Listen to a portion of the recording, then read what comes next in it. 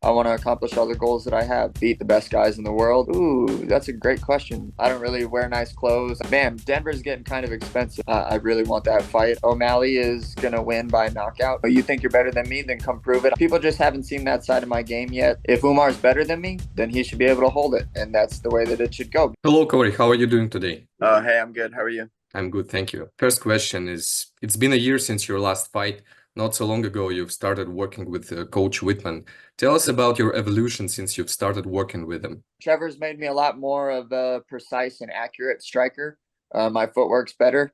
My strikes are harder, and they're just like a lot more precise. And he's a really detail-oriented coach, and it's been a really big pleasure to work with him. Generally, how did you spend this year taking this big time off after your bicep injury? Yeah, I spent a lot of time reflecting on my career. Of course, getting better in training, but the most prominent change in me was I'm just really motivated to go out and do this thing. I really want to juice this thing dry the second half of my career, and I want to accomplish all the goals that I have. Become a world champ, beat the best guys in the world, and go down as one of the all-time greats. And I had a lot of time to be sitting on the sidelines, just being motivated about that. Talking about the motivation, Cory, what made you accept the fight with Umar while everyone else refused to fight him, especially considering that you don't have to fight a guy who is much lower than you in the rankings and you're basically one step away from title fight? Yeah, I mean, I think Umar's a good fighter, man. Like I kind of go by, I kind of go by, hey, man, the best guy should be the guy that holds the crown.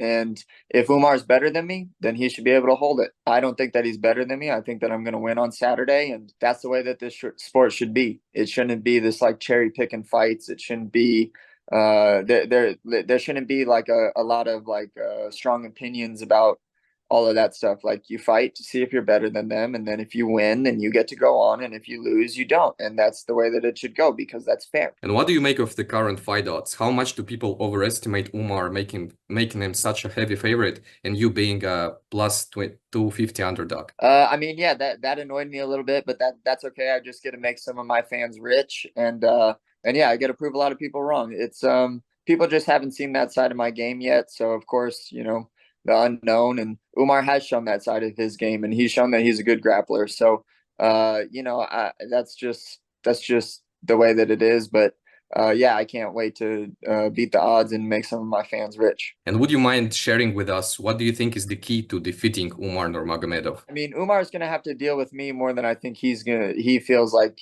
I'm going to have to deal with him. Those guys from that team, they have a very aggressive style, and they have their process, and there's patterns and the things and the ways that they do things, and they have kind of their blueprint to winning that kind of they do over and over and over again, and it's a good blueprint. But for me to beat Umar, I gotta go toe to toe with him and everything, and make him deal with me instead of making it be the other way around. So he's, I think, going to try to be the guy that presses and forces the grappling, and he thinks that he has the better striking, and I think all of those things about myself. So that's the fighter's tale of the tape always is, you think you're better than me, then come prove it. I'm better than you, and I'll prove it. So that's the way that it is. And if you defeat Umar this Saturday, is it fair to say that you will only accept the next fight as the title fight? Yeah, definitely. I mean, man, Umar stylistically is one of the tougher guys in the entire division, maybe even in the entire UFC. So, like you can't deny me. I get this win. I beat one of the best undefeated guys in the UFC. You can't deny me, especially being that I've won my last three fights by a big margin, all of them. And yeah, I go out, beat an undefeated guy. Like, no way, man. I'm fighting for the belt next. Did you hear that Khabib is going to be in Umar's corner this Saturday? What did you think about that? Yeah, that's cool with me. That the entire camp, when I was doing all my visualizations, I always saw him in the corner anyways. So maybe I'm bringing that a little bit to fruition, and it's not the other way around. So maybe it'll work for me than more than against me. Cory, out of all your opponents, who do you think hit the hardest from the previous opponents, I mean? John Lineker hits pretty hard. Song is very fast, and then Yan is the trickiest. So those three guys I would put at the top. When you say trickiest, do you mean like the cuts and his slickiness of his punches, or what do you mean? He just makes the best reads. He knows he just makes really good reads, and then is able to fit his techniques into the spaces that he needs to. And Cory, you always make these amazing fight breakdowns, may I hear your official prediction for a UFC Sphere main event, O Malley versus Dvalishvili? Yeah, I mean, I think that they both have real tough fights. They both win in very contrasting ways. O'Malley is gonna win by knockout if he wins, and then Merab is gonna win by tiring O'Malley out and either submitting him or just going 5 rounds of beating him up on the ground. So what Merab doesn't do very well, O'Malley does very well. Like Merab doesn't close the space very well and get close to people that safely. O'Malley does. So or O'Malley is really good at hitting people when they step into his space. So, I got O'Malley winning that fight. I biasly really want to fight O'Malley for gold too. I really want that fight. I think that that's one that the UFC fans have been asking for, like big time, and I want it to be for gold. So that's just that much of a bigger fight. Also, I wanted to ask you, what rematch would excite you more, with Aljamain Sterling or with Petr Yan, and why? I think Petr Yan, it was just such a man. I was fighting that fight so good, like I was fighting that fight so good until I got dropped and then had to fight the last 2 rounds pretty hurt. But yeah, I mean, I know I gained a lot of Russian fans through that fight too. So it'd be an incredible fight to have happen again, and it likely will. Obviously, Aljamain has moved up a weight class right now. How comfortable are you at 135 right now? Do you think we might see you at featherweight in the future? I'll only go to featherweight to maybe chase another belt or to have like fun fights. I make 35 really comfortably. It's I know that I'm tall, but I make the weight really comfortably.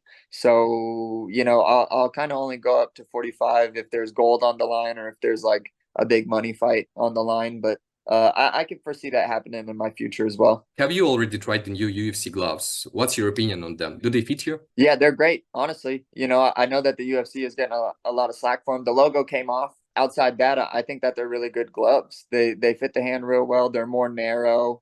They fit your fingers a lot better. They're way better than the other ones in my opinion. So I'm super happy with them. Cory, I'm coming from Russia, so that's why I'm asking this question. Who is the greatest Russian MMA fighter in your opinion? Ooh, that's a great question. I mean, it's got to be Khabib, right? Like, I think Khabib and Fedor are definitely way up there. So yeah, I got those two guys as the Russian greats. Were you inspired by Fedor when you started your career? To be honest, not much. Just because I was really into the WEC when I started my career. So there was a lot of guys like Jose Aldo, Dominic Cruz, Donald Cerrone, Uriah Fabers. It was like a lot of those guys, but no, man. I competed in a world kickboxing tournament as an amateur for the US team, and I remember being overseas and watching some of the guys from Russia and just the countries that are around Russia and just being so blown away with how skilled they all were. And so no, man, I know that you guys have a really rich, deep history of combat sports, and I'm really glad that you guys are participating in the UFC and getting your guys' moment because you guys deserve it, and you guys have for a really long time. Have you made any Russian friends throughout your fighting career? And what's your general impression of Russian people that you've met? Yeah, I mean, yeah, we actually have a decent amount of Russian people come in the gym now. The area that I live in, Aurora, Colorado, is there's like a big Russian community and always has been. So we've always had really good Russians coming in. I have a really close friend named Mohammed Naimov who also fights in the UFC, who's from Tajikistan. Me and him have become really good friends in the last couple of years. So he's definitely my closest. But man, we have like a revolving door of Russian fighters and just people coming into the gym. Cory, I've been following you on social media for quite some time, and I can see that you live quite an active lifestyle, hiking, snowboarding, etc. So that's why I wanted to ask, how much money do you need a month in Colorado to live this comfortable, active lifestyle that you live? Man, Denver's getting kind of expensive. So Denver, in dollars, you could probably get like a 2 bedroom in the city for maybe like 2,500, 3,000 a month, dollars, which is a lot. But no, man, I kind of save all my money. I don't really do too much with it. I don't really wear nice clothes. I don't really buy nice things. I don't have a nice car. I kind of just spend all my money, invest in it, and then I go hiking, and that's free. So no, I don't really live a very high maintenance lifestyle, which is great because I like nature, and nature is just out there for free. And this is your third time fighting in Abu Dhabi. How do you like the place, and how do you feel in this time zone? I like it. I love Abu Dhabi. I acclimated to the time a little bit this time. The last two times I didn't, so this time I did, and yeah, it's I love Abu Dhabi, man. It's great. It's too damn hot here, but the time change was good. The food is good. The hotel is nice. So what more can you ask?